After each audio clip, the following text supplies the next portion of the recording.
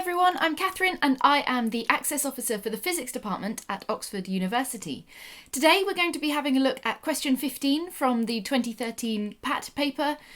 As ever, there are going to be lots of different ways to solve this problem. This is the way that makes the most sense to me. If you've got a different way that makes more sense to you, but that still seems rigorous and comes up with the right answer, then that's probably okay. Let's have a look at the question then. Here we go. You are in a desert and discover a radio mast. 100 metres from the mast, you measure 20 watts of power from a transmitter.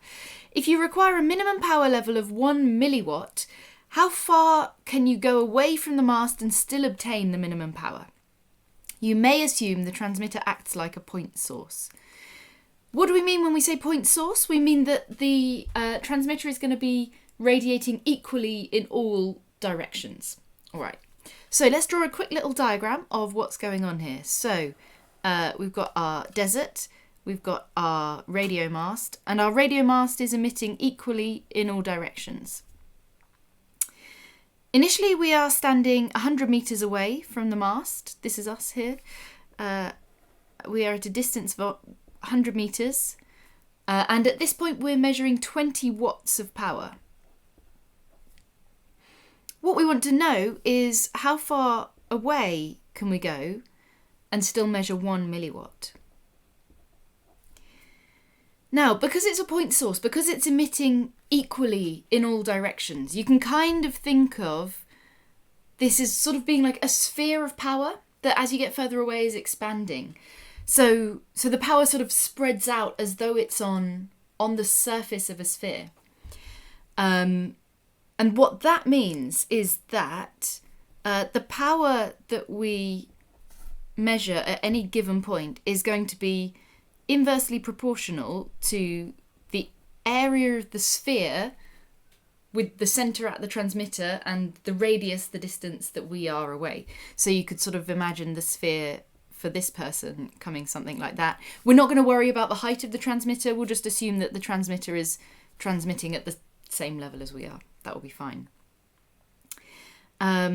Okay, area of a sphere. How does that relate to the radius? So the area of a sphere is proportional to the radius squared. We won't worry about the other factors for now. But what that means is that our power is going to be inversely proportional to the radius of the sphere. So in this case, r is this distance from the transmitter to the place where we are standing. Now, we've got this proportionality relationship. Let's instead write it in terms of a constant. So let's instead say that P equals K divided by R squared, where K is some constant. We don't know what it is. Actually, we're not going to worry too much about what it is in terms of like what it represents or anything like that. But we can calculate it. We can calculate what K is because we've already been given one point. We've been given this point that is 100 metres away with a power of 20 watts. So what we can do is we can just substitute those numbers into this relationship. So let's rewrite this as K equals P R squared.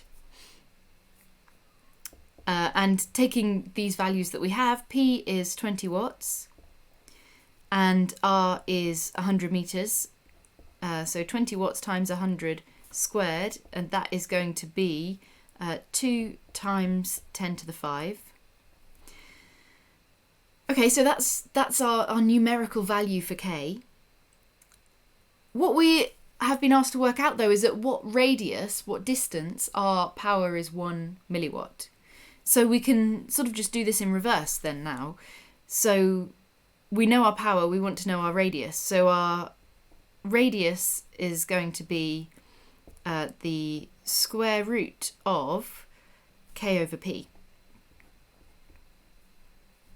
which is the square root of, we know K now, 2 times 10 to the 5. And we know we want our power to be 1 milliwatt. So that is 10 to the minus 3 watts, being careful with our units here. So our distance is square root of 2 times 10 to the 8. Square root of 10 to the 8 is going to be 10 to the 4, so that is 10 to the 4 times root 2. That would be our answer in metres. If we look at these options that we've got in the question, they're all in kilometres. So that in kilometres is going to be 10 root 2 kilometres. We're just dividing by 10 to the 3. 10 root 2, is that one of our options? Yes, it absolutely is. So that is going to be our answer. So you can go 10 root 2 kilometres away from the mast and still have a power of 1 milliwatt. So this technique of thinking about what a constant value is given one pair of values and using that to work out an unknown value is a really useful technique. It's a really good thing to kind of have under your belt. So hopefully you can see how it works in this case, and maybe when you come across another problem where that's a useful technique, you can see how to put it into play there as well. I hope that was helpful, and I hope you join us again for another one of these videos. Thanks everyone!